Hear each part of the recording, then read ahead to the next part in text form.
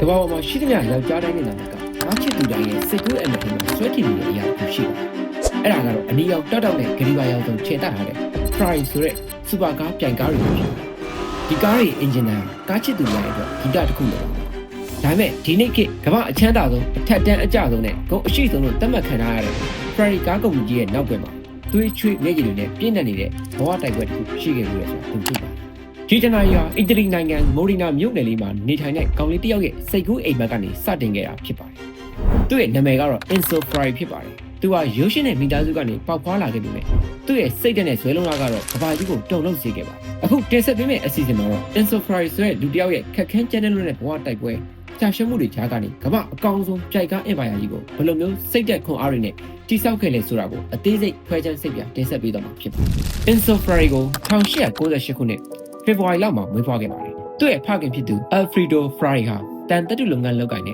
အသေးစားအလုပ်ရုံပိုင်ရှင်တူဖြစ်ပါတယ်။ Enzo အသက်10နှစ်သားအရွယ်မှာသူ့ရဲ့ဖခင်က Bologna မြို့မှာကျင်းပတဲ့ကားပြိုင်ပွဲတစ်ခုကိုခေါ်သွားခဲ့ပါတယ်။အဲ့ဒီပွဲမှာ Enzo ဟာကားရဲ့အရှိန်ဟုန်နဲ့အင်ဂျင်တန်တွေကိုမြင်တွေ့ပြီးရင်ကုန်စိတ်လှုပ်ရှားသွားခဲ့ပါတယ်။အဲ့ဒီနေ့ကစပြီးသူ့ရဲ့ဘဝရည်မှန်းချက်ဟာပြိုင်ကားမောင်းသူတူဖြစ်လာဖို့တန်လိုက်တန်ချလိုက်ပါတော့တယ်။ဒါပေမဲ့ကံကြမ္မာဟာ Enzo အတွက်လမ်းခင်းမပေးခဲ့ပါဘူး။1916ခုနှစ်ပထမကမ္ဘာစစ်အတွင်းမှာကမ္ဘာလုံးဆိုင်ရာတုတ်ကွေးကရောဂါကြီးကြောင့်သူ့ရဲ့ဖခင်နဲ့အကိုဖြစ်သူဒီနိုတို့နှစ်ဦးစလုံးတပြိုင်နက်ကွဲလွန်သွားခဲ့ပါတယ်။မိသားစုရဲ့အဓိကထောက်တိုင်တွေဆုံးရှုံးသွားတဲ့အပြင်အလုပ်ရုံလည်းပျက်စီးသွားခဲ့တာကြောင့်Enzo နဲ့သူ့ရဲ့မိခင်တို့ဟာတကူတဲ့အထီးကျန်ပြီးစင်းရဲမွဲတေမှုတန်ကိုပြင်းပြင်းထန်ထန်ခံစားခဲ့ရပါတယ်။နောက်ပိုင်းမှာ Enzo ကိုယ်တိုင်လည်းအီတလီစစ်တပ်ထဲဝင်ရောက်အမှုထမ်းစစ်မှာပြင်းထန်တဲ့အဆုတ်ရောင်ယောဂခံစားပြီးတေလူမျိုးပါဖြစ်ခဲ့ရပါတယ်။သူဟာစစ်တပ်ကနေဆေးကွင်းနဲ့ထွက်ခဲ့ရပြီးဘာအလုပ်အကိုင်မှမရှိဘဲလမ်းမေးရောက်လို့နေပါဖြစ်ခဲ့ပါတယ်။1919ခုနှစ်မှာ Enzo ဟာအီတလီရဲ့နာမည်ကြီးကားကုမ္ပဏီတစ်ခုဖြစ်တဲ့ Fiat မှာအလုပ်ဝင်မှုတူရမြို့ကိုတွားရောက်လျှောက်ထားခဲ့ပါတယ်။ဒါပေမဲ့ကုမ္ပဏီကသူ့ကိုအရေးချင်းမရှိဘူးဆိုပြီးညှင်းပယ်ခဲ့ပါတယ်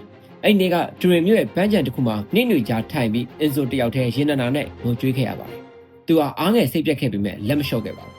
။သူဟာကားအဟောင်းတွေကိုပြန်လည်ပြင်ဆင်ပြီးရောင်းချတဲ့အသေးစားကုမ္ပဏီတစ်ခုမှာစမ်းသပ်မောင်းနေသူအဖြစ်အောက်ခြေဘဝကနေပြန်လည်စတင်ခဲ့ပါတယ်။သူ့ရဲ့မလျှော့သောဇွဲကြောင့်နောက်ပိုင်းမှာ Alfa Romeo ကုမ္ပဏီရဲ့ပြိုင်ကားမောင်းသမားတူဖြစ်လာခဲ့ပါတယ်။ Alfa Romeo အသင်းမှာပြိုင်ကားမောင်းနေရင် Enzo ဟာနာမည်ရလာခဲ့ပါတယ်။ဒါပေမဲ့သူဟာကိုယ်တိုင်ကားမောင်းရတာထက်ပြိုင်ကားအဖွဲ့အစည်းတစ်ခုကိုစီမံခန့်ခွဲရတာပိုပြီးထူးချွန်မှန်းကိုယ်တိုင်သိလာခဲ့ပါတယ်။1929ခုနှစ်မှာတော့သူဟာ Scuderia Ferrari ဆိုတဲ့ပြိုင်ကားအသင်းကိုတည်ထောင်ခဲ့ပါတယ်။ဒီအသင်းဟာအစပိုင်းမှာ Alfa Romeo ရဲ့ကားတွေကိုအသုံးပြုပြီးပြိုင်ပွဲဝင်တဲ့အရန်အသင်းတစ်ခုသာဖြစ်ခဲ့ပါတယ်။ဒီနေရာမှာ Ferrari ကားကုမ္ပဏီကြီးရဲ့မြေရိုက် logo ဘယ်လိုဖြစ်ပေါ်လာလဲဆိုတာစိတ်ဝင်စားဖို့ကောင်းပါတယ်။ပထမကမ္ဘာစစ်အတွင်းအီတလီရဲ့သူရဲကောင်းလေယာဉ်မှူး Francesco Bragga ဟာသူ့ရဲ့တိုက်လေယာဉ်မှာဒီမြေရိုက်ပုံကိုရေးဆွဲလေးရှိပါတယ်။ Bragga စစ်ပွဲမှာကြာဆုံးသွားပြီးနောက်သူ့ရဲ့မိခင်ဖြစ်သူ Countess Paola Bragga ဟာ Enzo Ferrari ရဲ့ကားမောင်းတဲ့တက်တီကိုသဘောကျတာကြောင့်ဒီမြေရိုက်တစ်စိတ်ကို Enzo ရဲ့ကားတွေမှာကံကောင်းခြင်းအမှတ်တစ်စိတ်အဖြစ်အသုံးပြုဖို့လက်ဆောင်ပေးခဲ့ပါတယ်။ Enzo ဟာသူ့ရဲ့ဇာတိမြေမိုရီနာမြို့ကိုကိုစားပြုတဲ့အဝါရောင်နောက်ခံထည့်သွင်းပြီး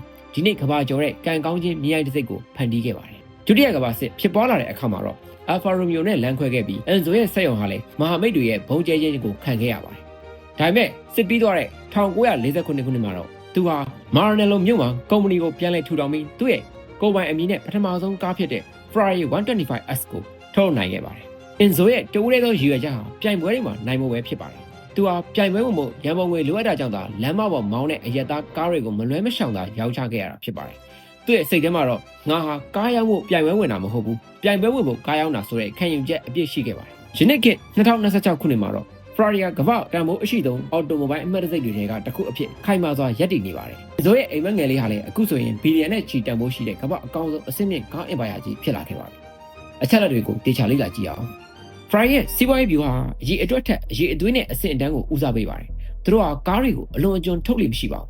။ဝယ်ယူသူတွေအနေနဲ့ပတ်စံရှိုံနဲ့မကဘဲ Ferrari ကုမ္ပဏီရဲ့သတ်မှတ်ချက်တွေနဲ့ကိုက်ညီမှသာအထူးထုတ်ကားတွေကိုဝယ်ယူခွင့်ရမှာဖြစ်ပါတယ်။ဒါဟာ Enzo Ferrari ရဲ့ခြံထားခဲ့တဲ့လူတွေလိုချင်တာထက်အများရန်ဒဇီးလျှော့ပြီးထုတ်ပါဆိုတဲ့တသနာကိုယနေ့တိုင်လက်ဆွဲကင်ထားခြင်းဖြစ်ပါတယ်။ Enzo Ferrari ရဲ့ဘဝနဲ့သူ့ရဲ့ကုမ္ပဏီဟာစိန်ခေါ်မှုအကျက်တဲပေါင်းများစွာကိုဖျက်ချော်ခဲ့ရပါတယ်။ဒီအချက်တွေကိုပိုပြီးနားလည်စေဖို့အတွက်စိတ်ဝင်စားစရာ case study 3ခုကိုတင်ပြပေးတော့မှာဖြစ်ပါတယ်။ Enzo ဟာစီးပွားရေးအရာအောင်မြင်မှုတွေရလာခဲ့ပေမဲ့1956ခုနှစ်မှာတော့သူ့ဘဝရဲ့အကြီးမားဆုံးသောခြေခွဲစရာတောကတစ်ခုကိုခံစားခဲ့ရပါတယ်။သူ့ရဲ့အချစ်ဆုံးသားကြီး Alfredo Dino Ferrari ဟာပြင်းထန်တဲ့ကြွက်သားအားနည်းရောဂါကြောင့်အသက်24နှစ်အရွယ်မှာကွယ်လွန်သွားခဲ့ရပါတယ်။ ဒီနိုဟာဖခင်ဖြစ်သူလိုပဲအင်ဂျင်နီယာပညာရပ်မှာပါရမီပါပြီး V6 အင်ဂျင်ကိုအတူတူဒီဇိုင်းဆွဲနေရင်တည်ဆုံးသွားခဲ့တာဖြစ်ပါတယ်။တားဖြစ်သူတည်ဆုံးပြီးတော့အင်ဆိုဟာအများအားစိတ်တိကျဝမ်းနည်းခဲ့ရပြီးကွယ်လွန်သူတားဖြစ်သူကိုလေးစားသောအဖြစ်တားဖြစ်သူဒီဇိုင်းဆွဲခဲ့တဲ့ car series တွေကိုဒီနိုလို့အမည်ပေးခဲ့ပါတယ်။ဒီဖြစ်ရပြီးမှာအင်ဆိုဟာလူအများကြားထဲတွာလာတဲ့အခါအနက်ရောင်မျက်မှန်ကိုအများအားတက်ဆင်လေးထားလေးရှိပြီး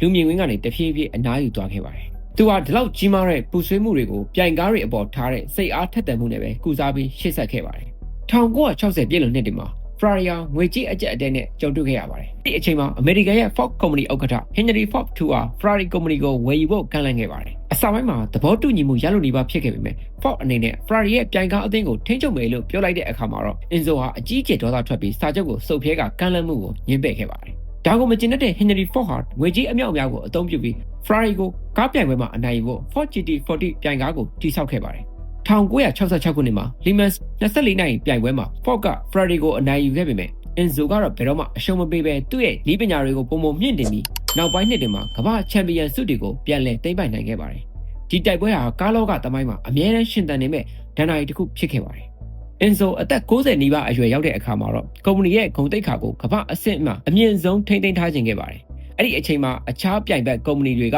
ဤပညာအသစ်တွေနဲ့ဈေးကွက်ကိုလွှမ်းမိုးဖို့ကြိုးစားနေကြပါတယ်။ Enzo ဟာသူမကွဲလုံးခင်မှာကမ္ဘာအမြန်ဆုံးနဲ့အကောင်းဆုံးကားကိုဖန်တီးဖို့အင်ဂျင်နီယာတွေကိုညွှန်ကြားခဲ့ပါတယ်။အဲဒီလိုနဲ့1988ခုနှစ်မှာ Ferrari F40 ထွက်ရှိလာခဲ့ပါတယ်။ဒီကားဟာ Enzo Ferrari ကိုယ်တိုင်ကြီးကြပ်ပြီးထုတ်လုပ်ခဲ့တဲ့နောက်ဆုံးကားဖြစ်ပြီးကမ္ဘာပထမဆုံးတနင်္လာမိုင်200နှုန်းကျော်အောင်မောင်းနိုင်တဲ့လမ်းမပေါ်သုံးစူပါကားဖြစ်လာခဲ့ပါတယ်။ဒါဟာသူမကွယ်လွန်ခင်ကမ္ဘာကြီးကိုပြသခဲ့တဲ့သူ့ရဲ့စိတ်ဓာတ်နဲ့အမှုပညာအထွတ်အထိပ်ပဲဖြစ်ပါတယ်။ Enzo Ferrari က1988ခုနှစ်အောက်တိုဘာ14ရက်နေ့မှာအသက်60အရွယ်နဲ့ကွယ်လွန်သွားခဲ့တာဖြစ်ပါတယ်။ဒါပေမဲ့သူခြံထားခဲ့တဲ့အမွေနှစ်တွေကတော့ပျောက်ပြတ်မသွားခဲ့ပါဘူး။လက်ရှိကမ္ဘာကြီးကလျှက်စစ်ကားခေတ်ကိုကူးပြောင်းနေပြီဖြစ်တဲ့အတွက် Ferrari Company ဟာလည်းကြီးမားတဲ့အပြောင်းအလဲတွေနဲ့ရင်ဆိုင်နေရပါတယ်။ Ferrari အနေနဲ့လျှက်စစ်အင်ဂျင်တွေကိုအသုံးပြုလာရပေမဲ့ Enzo ရဲ့အဓိကစိတ်သက်ဖြစ်တဲ့အရှိန်အဟုန်စိတ်လှုပ်ရှားမှုနဲ့စွမ်းဆောင်ရည်ကိုတော့လက်လွတ်မှာမဟုတ်ပါဘူး။အနာဂတ်လျှက်စစ်ကားလောကမှာလည်း Ferrari ကတာမန်ကားတစ်စီးအဖြစ်မဟုတ်ပဲလူတွေရဲ့စိတ်ကူးအိမ်မက်ကိုလှုံ့နှိုးနိုင်တဲ့ပြိုင်ကားပင်အဖြစ်ဆက်လက်တည်ရှိနေမှာဖြစ်ပါတယ်။ Enzo ရဲ့ဘဝကနေကျွန်တော်တို့သင်ခန်းစာယူရမှာကတော့ဘဝမှာဘလောက်ပဲကြာရှုံးမှုတွေဆုံးရှုံးမှုတွေနဲ့ကြုံရပါစေကိုဝါသနာပါတဲ့အလုပ်ပေါ်မှာတန်မဏိလိုစိတ်ဓာတ်မျိုးထားရှိမယ်ဆိုရင်ဒီနေ့မှာကဘာကအတိမတ်ပြုတဲ့အောင်မြင်မှုမျိုးကိုမလွဲမသွေရရှိမှာဖြစ်ပါတယ်။ဗီဒီယိုလေးကိုအဆုံးထိကြည့်ရှုပေးတဲ့အတွက်ကျေးဇူးအများကြီးတင်ပါတယ်။အခုတင်ဆက်ပေးခဲ့တဲ့အကြောင်းအရာတွေနဲ့ပတ်သက်ပြီးပေးသက်ကြီးရောဘယ်လိုထင်မြင်လဲဆိုတာ comment မှာရေးပေးခဲ့ပါဦး။ဒီလိုစိတ်ဝင်စားဖို့ကောင်းတဲ့ဗီဒီယိုတွေကိုနောက်ထပ်မလွတ်သွားရအောင် subscribe လုပ်ထားဖို့လည်းမမေ့နဲ့ဘူးနော်။နောက်ဗီဒီယိုမှာပြန်တွေ့ကြတာပေါ့။